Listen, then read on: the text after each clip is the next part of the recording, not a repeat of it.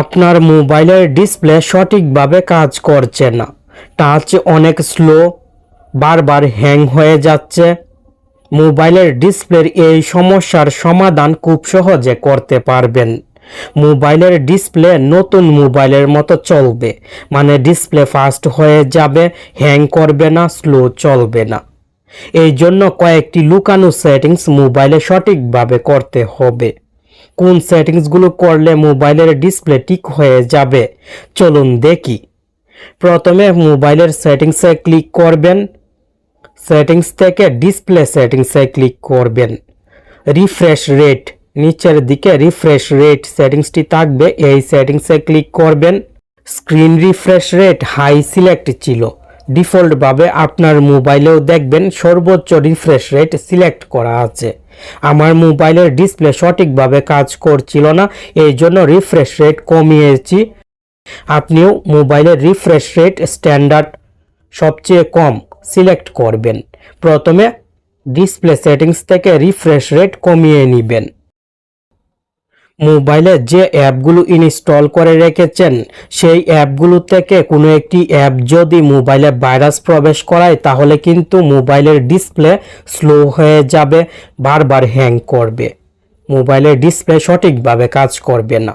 তাই এখনই মোবাইলের সব অ্যাপ গুগল দিয়ে চেক করবেন। ক্ষতিকর কোনো অ্যাপ মোবাইলে ইনস্টল করা থাকলে আনইনস্টল করে দিবেন। গুগল প্লে স্টোর অ্যাপটি ওপেন করবেন। প্লে স্টোর দিয়ে সব অ্যাপ স্ক্যান করতে পারবেন। জিমেলের লোগোতে ক্লিক করে প্লে প্রোটেক্ট সেটিংসে ক্লিক করবেন। স্ক্যান অপশনে ক্লিক করবেন। মোবাইলের সব অ্যাপ স্ক্যান হবে, যে অ্যাপগুলো ইনস্টল করা আছে সেই অ্যাপগুলো স্ক্যান হবে। টিক মার্ক শো হলে মোবাইলের সব অ্যাপ ঠিক আছে, কোনো অ্যাপে সমস্যা নেই। আর কোনো অ্যাপের নাম যদি স্ক্যান হওয়ার পরে উপরের দিকে শো হয় তাহলে অ্যাপটি অবশ্যই আনইনস্টল করে দিবেন। এখন ব্যাক বাটনে ক্লিক করে জিমেলের লোগোতে ক্লিক করে সেটিংসে ক্লিক করে জেনারেল সেটিংসে ক্লিক করবেন। মোবাইল পুরাতন হয়ে গেলে মোবাইলে অনেক সমস্যা দেখা দেয়, তাই প্লে স্টোরের অটোমেটিকলি আর্কাইভ অ্যাপস এবং অ্যাপ ইনস্টল অপটিমাইজেশন এই দুইটি সেটিংস অন করে রাখবেন। মোবাইলের সেটিংসে চলে আসবেন। ভিডিওতে কিন্তু লাইক করতে ভুলে গেছেন, কষ্ট করে লাইক করে দিন। সেটিংসের উপরের দিকে সার্চ বক্স থাকবে, এই সার্চ বক্সে ভার্সন নাম্বার লিখবেন। ভার্সন নাম্বার সেটিংসটি চলে আসবে, এই ভার্সন নাম্বার সেটিংসে ক্লিক করবেন। আর ভার্সন নাম্বার সেটিংসটি যদি মোবাইলে না থাকে তাহলে বিল্ড নাম্বার লিখবেন। বিল্ড নাম্বার অথবা ভার্সন নাম্বার যে সেটিংসটি মোবাইলে থাকবে সেই সেটিংসে ক্লিক করে 7 থেকে 8 বার ক্লিক করে মোবাইল স্ক্রিন আনলক করার পাসওয়ার্ড দিবেন। আর প্যাটার্ন দিয়ে মোবাইল স্ক্রিন আনলক করলে প্যাটার্ন দিবেন। ডেভেলপার অপশনস সেটিংসটি অন হবে। এখন ব্যাক বাটনে ক্লিক করবেন। মোবাইলের সেটিংসের সার্চ বক্সে ডেভেলপার অপশনস লিখবেন। ডেভেলপার অপশনস সেটিংসটি অন থাকার কারণে ডেভেলপার অপশনস সেটিংসটি চলে আসবে।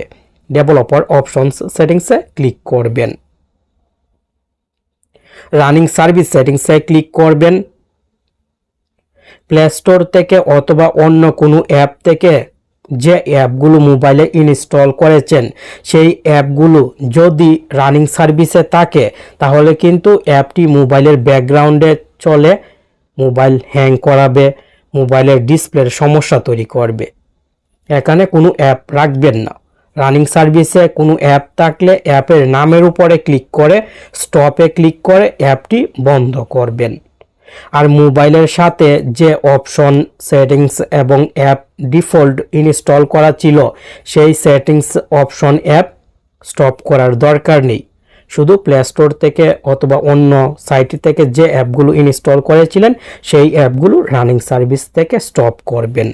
ব্যাক বাটনে ক্লিক করে নিচের দিকে চলে আসবেন। 3টি স্কেল সেটিংস একসাথে থাকবে, এই 3টি স্কেল সেটিংস পরিবর্তন করবেন। অ্যানিমেশন স্কেল সেটিংসে ক্লিক করে .5x সিলেক্ট করবেন। এইভাবে নিচের দুইটি সেটিংস .5x সিলেক্ট করবেন।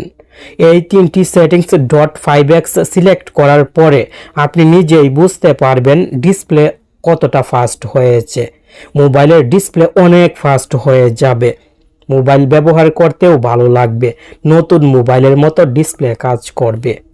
নোটিফিকেশন বার উপর থেকে নিচ দিকে সোয়াইপ করে লোকেশন অপশনটি অন আছে কিনা দেখবেন। এই লোকেশন অপশনটি সবসময় অফ রাখবেন।